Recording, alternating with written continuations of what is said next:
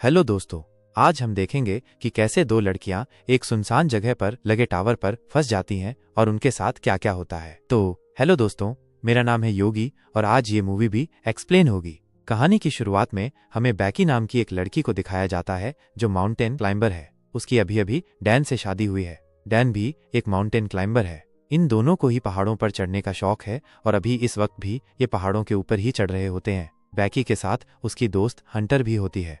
अब जब डैन ऊपर चढ़ रहा होता है तभी उसे एक घोंसला दिखा। डैन अपनी पकड़ बनाने के लिए उसमें हाथ डाल दिया। जब वो उसके अंदर हाथ डालता है तो उसके अंदर जो पक्षी था वो उड़ जाता है, जिस वजह से डैन का बैलेंस बिगड़ जाता है और वो ऊपर से नीचे गिर जाता है। रस्सी से बंधा होने के कारण डैन हवा में लटक जाता है, जिस कारण अब वो ना ऊपर आ सकता है और ना ही नीचे जा सकता है। ये दोनों डैन को बचाने की कोशिश करते हैं, लेकिन ये लोग भी उसकी मदद नहीं कर पाते और तभी उसकी रस्सी का क्लिप निकल जाता है, जिसके कारण डैन की ऊपर से गिरने से मौत हो जाती है। इस हादसे के 51 हफ्तों के बाद हमें बैकी को दिखाया जाता है जो पूरी तरह से शराब में डूब चुकी है, क्योंकि वो अपने पति डैन को, जिससे वो बहुत प्यार करती थी, उसे अब भी याद करती है और उसने अब तक उसकी अस्थियों को भी विसर्जित नहीं किया होता है। बैकी की जिंदगी में अब उदासी के अलावा कुछ भी नहीं था। बैकी के पास एक बार फिर से उसकी वही दोस्त आती है जो उस वक्त उसके साथ ही थी जब डैन ऊपर से नीचे गिरा था। हंटर को देखकर बैकी बहुत खुश होती है।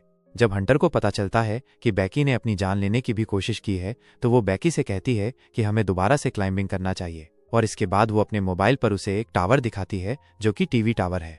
ये टावर एक ऐसे बीहड़ जगह में होता है जहां पर इंसान बहुत कम जाते हैं और इस टावर की ऊंचाई 2000 फीट होती है। हालांकि बैकी इस जगह नहीं जाना चाहती और जब उसकी दोस्त हंटर कहती है कि उस टावर के ऊपर चढ़ने के बाद तुम डैन की अस्थियों को वहां से उड़ा देना जिससे उसकी आत्मा को शांति मिलेगी, तो बैकी पहले तो मना कर देती है, लेकिन अगली सुबह वो दोबारा से विचार करके मान जाती है और फिर दोनों उस बीहड़ में पहुंच जाते हैं।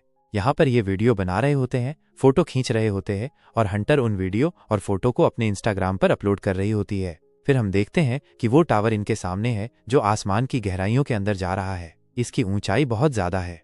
आज से पहले इन्होंने कभी भी इतनी ऊंचाई तक चढ़ने की कोशिश नहीं की। इन दोनों को डर तो लग रहा होता है, पर अब ये लोग धीरे धीरे ऊपर चढ़ना शुरू कर देते हैं। बैकी का डर ज्यादा होता है क्योंकि उसे पता है कि ये लोहा जिससे ये टावर बना है वो बहुत पुराना है और चढ़ने से उस लोहे की आवाज भी उसे लगातार आ रही होती है। अब धीरे धीरे वो भी हंटर के पीछे ऊपर चढ़ रही होती है और जब ये लोग आधे टावर तक पहुंच जाते हैं तो इन्हें एहसास होता है कि यहाँ पर हवा बहुत तेज है। ये हाइट इतनी होती है जितनी आईफिल टावर की, मतलब लगभग पूरे 1000 फीट। अब लगातार ये दोनों ऊपर चढ़ना शुरू कर देते हैं और जब बैकी नीचे देखती है तो उसे डर लगना शुरू हो जाता है, क्योंकि उसने पिछले 1 साल से क्लाइंबिंग नहीं की थी। लगातार ऊपर चढ़ते हुए ये लोग टॉप तक पहुंचने वाले होते हैं, तभी बैकी सीढ़ी पर पैर रखती है और वहां से एक स्क्रू गिर जाता है जिसके बारे में इन्हें भनक भी नहीं लगती। अब ये दोनों 2000 फीट यानी कि टावर के ऊपर तक पहुंच चुके हैं, जहां से इन्हें दुनिया बहुत अलग दिख रही होती है। इतनी हाइट पर चढ़ने के बाद, एक टारगेट को अचीव करने के बाद अब बैकी को भी अच्छा लग रहा होता है। ये दोनों यहाँ पर एंजॉय करते हैं, बहुत सारी फोटो क्लिक करते हैं। साथ ही हंटर जो ड्रोन कैमरा अपने साथ यहाँ पर लाई होती है, उससे वो अपनी वीडियो भी बनाती है ताकि इंस्टाग्राम पर अपलोड कर सके। ये दोनों बहुत ज्यादा खुश हैं। हंटर इतनी एक्साइटेड होती है कि वो टावर से लटक जाती है और बैकी को उसकी फोटो क्लिक करने को कहती है और फिर बैकी भी उसके कहने पर लटक जाती है। अब ये दोनों बहुत खुश हैं। इसके बाद बैकी डैन की अस्थियों को यहाँ से हवा में उड़ा देती है, जिससे उसे तसल्ली मिलती है। अब ये दोनों बहुत इमोशनल हो जाते हैं, लेकिन बैकी अब डैन को अलविदा कह चुकी है, यानी कि अब उसकी जिंदगी की एक बार फिर से शुरुआत हो गई है। फिर दोनों अपना सामान पैक करके नीचे जाने की तैयारी करते हैं। सबसे पहले बैकी नीचे उतरती है, पर तभी वो स्क्रू जो कि निकल गया था उस जगह से लैडर टूट जाती है। बैकी हवा में लटक जाती है, पर रस्सी की वजह से वो जमीन पर नहीं गिरती, जिसके बाद हंटर उसे वापस ऊपर खींच लेती है। लेकिन बैकी के पास जो बैग था जिसके अंदर इनके खाने पीने की चीजें थीं, वो नीचे डिब्बे पर अटक जाता है, जहां तक पहुंचना लगभग पूरी तरह से नामुमकिन है। ये अपने मोबाइल को भी चेक करते हैं, लेकिन यहाँ पर इतनी ऊंचाई पर कवरेज नहीं होता, यानी कि ये दोनों के दोनों अब 2000 फीट की ऊंचाई पर फंस चुके हैं। यहाँ दूर दूर तक कोई भी नहीं होता है। अगर कोई हुआ भी तो इतनी ऊंचाई से इनकी आवाज नहीं सुन सकता।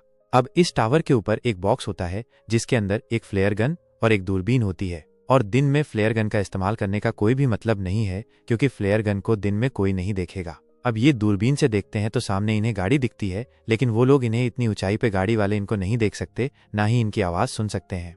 हंटर एक बार फिर से अपना मोबाइल देखती है और जो पोस्ट उसने इस टावर के बीच से की थी वो पोस्ट इंस्टाग्राम पर अपलोड हो चुकी होती है, जिस पर बहुत सारी लाइक्स और कमेंट्स होते हैं। इसका मतलब ये है कि टावर के तल पर कवरेज है। और अब हंटर अपने मोबाइल पे मदद के लिए एक मैसेज को रिकॉर्ड कर देती है और इंस्टाग्राम पर उसे पोस्ट कर देती है। इसके बाद वो अपने मोबाइल को रस्सी से बांधकर टावर से नीचे लटकाते हैं ताकि कवरेज आए और उनका मैसेज पोस्ट हो जाए। लेकिन बहुत देर तक वेट करने के बाद भी ऐसा नहीं होता है और अब फिर हंटर अपने मोबाइल को अपने सॉक्स के अंदर रखती है, उसके बाद शूज़ के अंदर रखती है और ऊपर से नीचे फेंक देती है ताकि नीचे गिरने के बाद उसका मैसेज पोस्ट हो जाए और इनकी मदद के लिए कोई आ जाए। थोड़ी देर बाद उन दोनों को दूरबीन से नीचे जमीन पर टावर के पास से गुजर रहा एक आदमी और उसका डॉग दिखाई देते हैं, जिससे वो उस आदमी को मदद के लिए चिल्लाने लगती है। लेकिन इतनी ऊंचाई होने के कारण उनकी आवाज़ नीचे नहीं जाती। यहाँ नीचे हम देखते हैं कि हंटर ने जो फ़ोन जूते में डालकर नीचे फेंका था वो पूरी तरह से टूट चुका था और अब उनका ये प्लान भी फेल हो चुका था। तभी वो आदमी वहां से जाने लगता है। ये देखकर बैकी हेल्प के लिए चिल्लाते हुए अपना दूसरा जूता उस आदमी पर नीचे फेंक देती है ताकि उस आदमी का ध्यान ऊपर की ओर उन पर आ जाए। लेकिन वो आदमी ये नोटिस नहीं करता क्योंकि वो किसी से कॉल पर बात कर रहा था। इसके बाद बैकी वो फ्लेयर गन चलाने लगती है, लेकिन हंटर उसे ये कहते हुए फ्लेयर गन चलाने से मना कर देती है कि अभी दिन का समय है, इसलिए किसी को भी फ्लेयर गन का पता नहीं चलेगा। इसी दौरान वो दोनों दो और आदमियों को वहां थोड़ी दूर नोटिस करती हैं जो यहाँ पार्टी करने के लिए आए थे। उन्हें देखकर वो दोनों डिसाइड करती हैं कि थोड़ा अंधेरा होने पर वो इस फ्लेयर गन का इस्तेमाल करेंगी ताकि वो लोग उन्हें नोटिस कर सके। कुछ देर बाद रात हो जाती है और बैकी फ्लेयर गन का इस्तेमाल करती है, जिससे वो दो आदमी उन्हें देख लेते हैं। यहाँ पर बैकी और हंटर अपने हाथ हिलाते हुए और जोर जोर से चिल्लाकर उनसे मदद मांगने की कोशिश करती हैं। इसके बाद वो दोनों दूरबीन से देखते हुए नोटिस करती हैं कि वो दोनों आदमी हंटर की कार के पास जा रहे थे, जिसे देखकर दोनों खुश हो जाती हैं। लेकिन उनकी मदद करने के बजाय वो आदमी उनकी कार चुराकर वहां से भाग जाते हैं। ये देखकर वो दोनों काफी दुखी हो गई थी और अब उन्हें जल्दी से कोई नया आइडिया भी समझ नहीं आ रहा था। जैसे जैसे रात होती है इन्हें नींद आना शुरू हो जाता है। ये वहां पे सो जाते हैं, लेकिन जगह बहुत कम होती है जिससे हंटर ऊपर से गिरने वाली होती है। तभी बैकी उसे पकड़ लेती है। तभी वो देखती है कि हंटर के पैर पर एक टैटू बना है जिस पर 143 लिखा होता है। ये देखकर बैकी हैरान हो जाती है क्योंकि उसका हस्बैंड डैन उसे हमेशा इसी कोडवर्ड में आई लव यू कहता था। वो समझ जाती है कि डैन और हंटर के बीच में कुछ ना कुछ चल रहा था और फिर जब वो हंटर से पूछती है तो वो सब कुछ एक्सेप्ट कर लेती है, जिसके बाद वो इसके लिए माफी भी मांगती है। लेकिन बैकी अब पूरी तरह से डिसअपॉइंट हो चुकी होती है। अगली सुबह बैकी फ़ोन चेक करती है जहां उसे पता चलता है कि इस टावर पर चढ़े उन्हें 24 घंटे बीत चुके हैं। अब क्योंकि उन्हें काफ़ी भूख और प्यास भी लग रही थी, इसलिए हंटर डिसाइड करती है कि वो नीचे डिस्क पे जाके अपने बैग को लेकर आएगी, जिसके लिए वो रस्सी को टावर से बांधकर नीचे उतरने लगती है। लेकिन डिस्क से थोड़ी दूर पर वो रस्सी छोटी पड़ जाती है, जिससे हंटर उस बैग तक नहीं पहुंच पाती।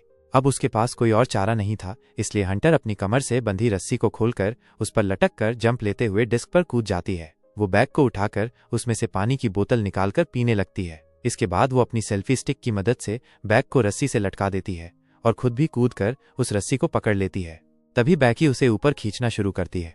यहाँ पर हंटर भी ऊपर चढ़ने लगती है और वो बस ऊपर पहुंचने ही वाली थी कि तभी उसके हाथ से रस्सी फिसल जाती है, जिससे वो तेजी से नीचे गिरने लगती है। ये देखकर बैकी की धड़कन एकदम से तेज हो गई थी, क्योंकि अपने हस्बैंड डैन को खोने के बाद अब वो अपनी बेस्ट फ्रेंड को नहीं खोना चाहती थी।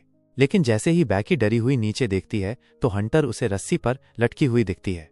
हालांकि हंटर के हाथों में काफी चोट लग गई थी, इसलिए बैकी अपनी पूरी ताकत लगाकर हंटर को टावर के ऊपर खींच लेती है। थोड़ी देर बाद बैकी एक हेल्प का नोट लिखकर ड्रोन में फंसा देती है और ड्रोन के सहारे पास के होटल तक पहुंचने की कोशिश करती है। लेकिन ड्रोन में बैटरी कम होने की वजह से वो ज्यादा दूर नहीं जा सकता था, इसलिए वो उसे वापस अपनी ओर ले आती है। यहाँ अब फिर से वो दोनों टावर पर हेल्पलेस थीं। रात में बैकी को एक भयानक सपना आता है जिसमें वो देखती है कि हंटर की उस टावर पर ही मौत हो गई है और गिद्ध हंटर के शरीर को खा रहे हैं। इससे वो डरी हुई उठती है और तब उसे पता चलता है कि ये बस एक बुरा सपना था। अगली मॉर्निंग बैकी के दिमाग में एक आइडिया आता है कि वो टावर के ऊपर लगी लाइट से ड्रोन को चार्ज कर सकती है। इसके बाद वो टावर के पोल पर चढ़कर जैसे ही ड्रोन चार्जर को प्लग में लगाती है तो वो देखती है कि वो प्लग काफी लूज था, इसलिए बैकी को ऊपर लटके हुए ही उस चार्जर को पकड़े रखना पड़ता है जब तक कि ड्रोन की बैटरी फुल चार्ज नहीं हो जाती। काफी टाइम से उस पोल को पकड़े रहने की वजह से बैकी के हाथ धीरे धीरे करके सुन्न पड़ने लगे थे और इससे भी बुरी बात यह थी कि अब यहाँ पर काफी सारे गिद्ध आकर उस पर अटैक भी कर रहे थे, जिससे बैकी के हाथों से बैग नीचे गिर जाता है। थोड़ी देर बाद वो ड्रोन की बैटरी फुल चार्ज हो जाती है, जिससे बैकी नीचे आ जाती है। इसके बाद वो ड्रोन को दोबारा होटल तक पहुंचाने की कोशिश करती है, लेकिन जब वो ड्रोन होटल तक पहुंचने ही वाला था तो उसकी टक्कर एक ट्रक से हो जाती है, जिससे वो बिल्कुल टूट जाता है और उनको ड्रोन कैमरा में भी कुछ दिखाई नहीं दे रहा था। ये देखकर वो दोनों और भी ज्यादा डर गई थी, क्योंकि अब उनके पास बचने का कोई भी ऑप्शन नहीं था। वो थकी हारी उस टावर पर हार मानकर बैठ जाती है। शाम के समय वहां तूफान बनने लगे थे, जिससे उनका जिंदा रहना और भी मुश्किल हो गया था। यहाँ पर बैकी को बहुत तेज नींद भी आ रही थी, इसलिए वो वहीं सोने लगती है, लेकिन हंटर उसको सोने से मना करती है क्योंकि उनके सोते ही गिद्ध फिर से उन पर हमला करने लगते हैं। बैकी हंटर से उसका दूसरा जूता भी मांगती है ताकि इस बार वो उसमें अपना फोन डालकर नीचे फेंक सके।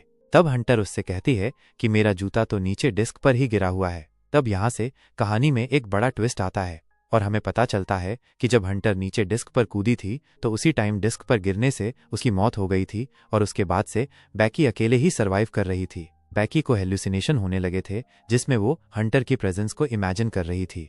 अब रात में बैकी तूफान में सर्वाइव करने के बाद अपने फादर के लिए एक वीडियो मैसेज रिकॉर्ड करती है, जिसमें वो बताती है कि वो वापस घर आना चाहती है। वहीं दूसरी ओर उसके फादर जेम्स भी उसको लेकर बहुत परेशान थे।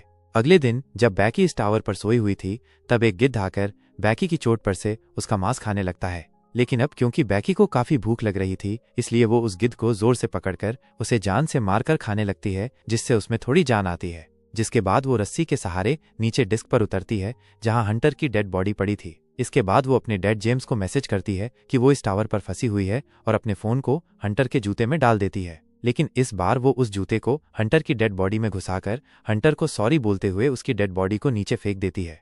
इसके बाद रात में उसके फादर जेम्स को बैकी का मैसेज मिलता है और वो जल्दी से पुलिस को कॉल करके वहां टावर तक पहुंचता है। अब जैसे ही वो उस टावर तक पहुंचता है तो देखता है कि पुलिस एक डेड बॉडी को कवर कर रही थी। ये देखकर उसे लगता है कि ये उसकी बेटी बैकी की डेड बॉडी है जो जिंदा नहीं बच पाई। तभी उसे अपनी बेटी बैकी पुलिस की कार के पास दिखाई देती है, जिसके बाद वो दोनों एक दूसरे को गले लगाते हैं। और इसी के साथ ये अमेजिंग मूवी यहीं पर खत्म हो जाती है। अब आप कौन सी मूवी देखना चाहते हैं हमें कमेंट सेक्शन में बताएं और वीडियो को लाइक करना ना भूलें।